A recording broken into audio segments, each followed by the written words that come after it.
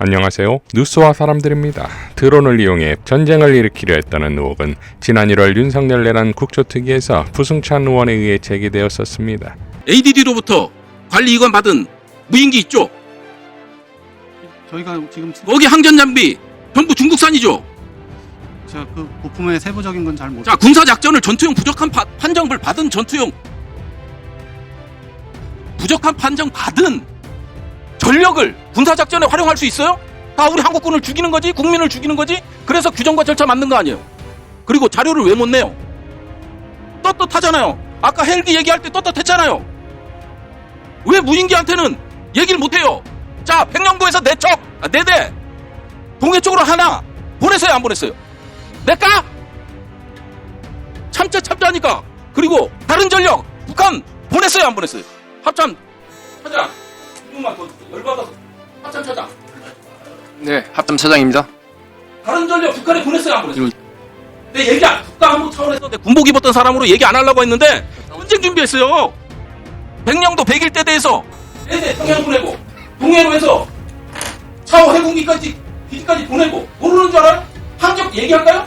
자, 지난 28일 조은석 특검에 출석한 윤석열은 경찰에 의한 조사는 거부했고 이어 국무회의 및 외환 관련 조사는 받았는데 29일 0시를 넘어서 퇴장하는 윤석열에게서 이제껏 볼 수 없는 표정이 나옵니다.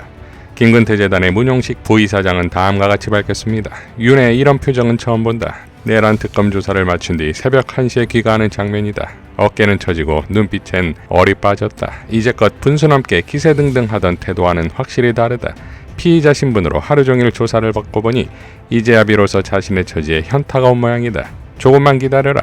권력에 취해 오만방자하게 살아온 인생 지옥불이 가까웠으니 가장 비참한 최후를 맞이할 것이다.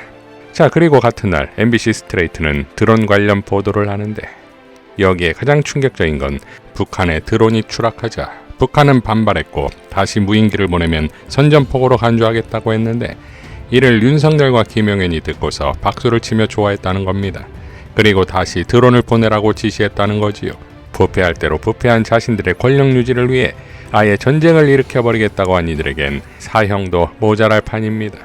자, 애초부터 조은석 특검은 서울고검을 특검 사무실로 하겠다며 내세운 이유가 군사보안이었는데 특히 평양 무인기 침투 의혹 등 군을 대상으로 외환 관련 혐의를 대대적으로 수사해야 하는 상황에서 보안이 중요하다.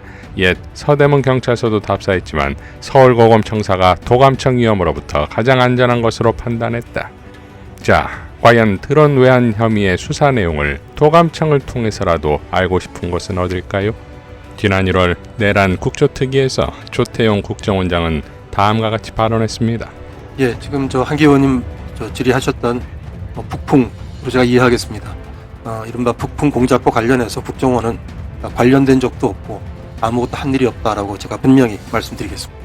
지난 이종석 국정원 후보자 청문회에서 부승찬 의원은 다음과 같이 질의합니다. 제가 이제 북한 평양 무인기 얘기를 잠깐 해볼게요. 분명 국정원에서 보고서가 작성됐을 거예요. 아니, 평양에 무인기가 추락이 되고 그리고 날짜가 공개가 되고 그렇죠? 그리고 국방부 훈령을 위반하고 군영법을 위반하고 그 다음에 형법을 위반해서 북한에 무인기를 보냈단 말이에요. 그러면 국정원에서 이거와 관련된 분석 보고서가 없다라는 건 이해가 안 될 것 같은데요? 그 정도로 국정원이 허술합니까? 조은석 특검이 시작부터 치밀한 준비를 한 것으로 보아 28일에 진행된 윤석열의 외환 혐의 조사는 매우 치명적이었을 것이고 그 현타를 윤석열 표정이 말해주는 것 아니겠습니까? 권성동 40억 5억이 보도되자 권성동의 해명은 예상대로 메신저 공격이었습니다. 조모 씨가 이제 와서 돌연 태도를 바꿔 저를 공격하고 나선 이유는 무엇이겠습니까? 정권이 바뀌자 곧바로 말을 바꾸고 민주당에 기대어 또 다른 이익을 얻으려는 기회주의적 행태에 지나지 않습니다. 권력이 바뀌면 진술도 바꾸는 인물의 발언이 무슨 신뢰가 있겠습니까? 자, 이것으로 권성동은 골로 질주하게 되는데 이화영의 김광민 변호사는 김어준의 겸손은 힘들다 뉴스공장에 출연해 이렇게 발언했었지요. 험한 데서 일하던 양반들이라 뭔가 이것저것 자료를 남겨놨겠죠. 네. 40억 얘기가 처음 나온 거 이게. 네네. 최경영 TV에 출연한 봉지욱 기자도 다음과 같이 발언했습니다. 조 씨의 인생을 제가 좀 알아봤는데 간단한 분 아닙니다. 아, 그래요? 네, 간단한 분 아니 모든 게 준비되어 있는 것 같아요. 아, 이번에 폭로한 분이 그 녹음 파일 잘 보시면 처음부터 시작된 통화가 아니잖아요. 그치, 잘라서 그치. 준 거예요. 그래, 55초만. 아. 앞뒤로 더 있고 수차례 더 있는 거죠. 아. 이렇게 해서 이제 프로인 거죠. 프로. 간을 보고. 간을 보고. 네, 간을 보고 어. 나오는 반응에 따라서 이제 하나씩. 자, 이것을 입증하듯 조모 씨의 추가 녹취가 또 공개되었습니다. 뉴탐사는 다음과 같이 보도했습니다. 김성태 사장이 언제지? 23년 1월에 송환이 되죠. 네? 23년 1월에 송환되죠. 김성태. 네, 한국으로. 네. 23. 이때 이제 그 원래는 권성동이 검찰 측이랑 해서 그 해외에 계신 김성태 회장이랑 소통을 했나요? 했죠.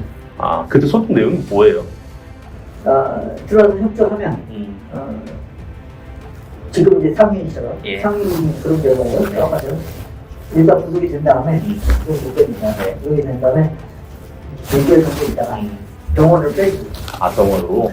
리처럼, 그냥 조금 빼주는 게 아니라, 병원을 일단 빼줬다가, 자연스럽게 그냥 구속으로 재판을 받게 됩니다. 그때는 사실 대북송금 얘기는 없을 때잖아요. 아니죠. 그것 때문에. 그때도 이미 대북송금 얘기 있었어요? 그 얘기 때문에 시작한 거예요. 그때는 막 쌍방울 저기 뭐야 변호사비 대납 이것만 있지 않았나요? 아니죠. 그때도 대북송금. 이미 그때 대북송금을 김성태 회장이랑 협의를 하셨다고. 하셨다고? 내가 주시기로 간 거, 권태한테 간 거, 그건 아직 치지도 않고, 중점. 이미 네. 그때부터. 자, 결국 대북송금 조작 사건은 게이트급 사건으로 특검각입니다. 대북송금 조작 사건의 진실이 파헤쳐지면 감옥 갈 검사들이 수두룩한 것이고, 검찰개혁이 제도적 구조적 변화뿐만이 아니라 검사들의 인적 구성까지 바뀌게 되는 계기가 될 정도의 사건이 될 것입니다. 윤석열이 특검 수사를 받는 자세와 국힘의 한심한 행태에 김병기 원대는 전면전을 선포했습니다. 내란 특검의 첫 조사를 받은 내란 수계 윤석열의 태도가 가관입니다. 15시간을 출석했다는데 실제 조사받은 시간은 고작 5시간입니다. 10시간 가까이 말도 안 되는 궤변을 늘어놓으면서 특별 대우를 요구하고 사실상 조사를 거부했습니다. 도대체 국가의 품격을 어디까지 떨어뜨려야 속이 시원하겠습니까? 국민의 고통과 국가의 분열은 안중에도 없습니까? 오직 당신과 안 사람의 범죄 회피에만 관심 있습니까? 조사를 거부한 이유를 들어보면 기가 막힙니다. 조사자인 경찰총장이 자신의 체포를 지휘했고 그걸 문제 삼아서 경찰을 고발했기 때문이라고 합니다. 경찰 조서에는 날인을 거부하고 검사가 작성한 조서에만 서명했습니다. 이와 같은 논리라면 곧 내란 특검을 고발해서 특검 조사도 거부하겠습니다.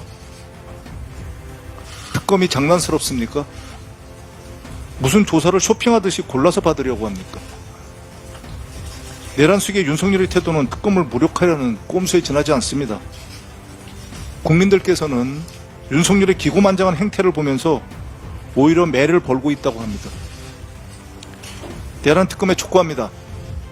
내란 특검은 윤석열이 소환과 조사를 거부하면 거부한 대가를 반드시 치르게 하십시오. 특검이 원칙대로 해야 국민이 특검을 신뢰할 수 있고 윤석열도 벚꼬라지 같은 행동을 더는 하지 못할 것이기 때문입니다. 내란으로 민생경제를 망친 국민의힘이 아무런 반성도 없이 총리 인준, 민생 추경을 가로막고 있습니다. 본청에서 논송 중인 나경원 의원은 계엄 당일 내란 수계 윤석열과 통화했고 윤석열 체포를 앞장서 반대한 분입니다. 지금은 국무총리 인준을 볼모로 해서 법사위원장 자리를 내놓으라고 생떼를 쓰고 있습니다. 개업 입법을 통한 내란 청산을 어떻게든 막아보려는 것이며 이재명 정부의 국정을 발목 잡으려는 의도로밖에 보이지 않습니다. 국민의힘은 총리 인사청문회를 파행시키더니 오늘 자체 청문회를 연다고 합니다. 윤석열의 내란 정당화 선동에 버금가는 거짓 선동, 정치쇼입니다. 국민의힘은 민생 추경을 졸속 추경이라고 억지를 부리면서 반대를 위한 반대만 하고 있습니다. 추경을 하면서 대안을 내놓으십시오. 이재명 정부 출범 이후 민생경제 회복과 민생 추경에 대한 국민과 대내외의 기대감에 찬물을 끼얹고 있습니다. 명백한 반국민 반민생 행위입니다. 국민의힘은 무슨 미련이 남았는지 윤석열 탄핵 반대 당론을 아직까지도 고수하고 있습니다. 계속 고수하실 것입니까? 급기야 친윤 내란 옹호 세력이 다시 당권을 장악하려고 합니다. 국민의힘이 이렇다 보니 내란 숙의 윤석열이 특검을 무시하고 마지막까지 발악하는 거 아닙니까? 민주당은 더 이상 기다리지도 좌시하지도 않겠습니다. 내란으로 민생경제를 망친 세력이 민생경제를 회복시키려는 노력까지 방해하는 것을 더 이상 두고 보지 않겠습니다. 민주당은 오늘 이 시간부로 민생 방해 세력과의 전면전, 민생 전면전을 선언합니다. 내란 세력 척결과 민생경제 회복을 위해 더욱 속도감 있게 행동에 나서겠습니다. 내란 동조, 민생 방해 세력과의 원칙 없는 협상과 타협은 하지 않겠습니다. 반성은 없고 방해만 한 세력에게 민생경제 회복에 쓸 시간과 에너지를 조금 더 낭비하지 않겠습니다. 민주당은 6월 국회 안에 민생추경, 총리 인준, 민생개혁법안을 신속하게 처리해서 민생경제 회복의 전환점을 만들어내겠습니다. 이재명 정부와 민주당은 국민과의 약속을 지키겠습니다. 내란 종식과 민생경제 회복 반드시 해내겠습니다. 이상 뉴스와 사람들이었습니다. 시청해 주셔서 감사드립니다.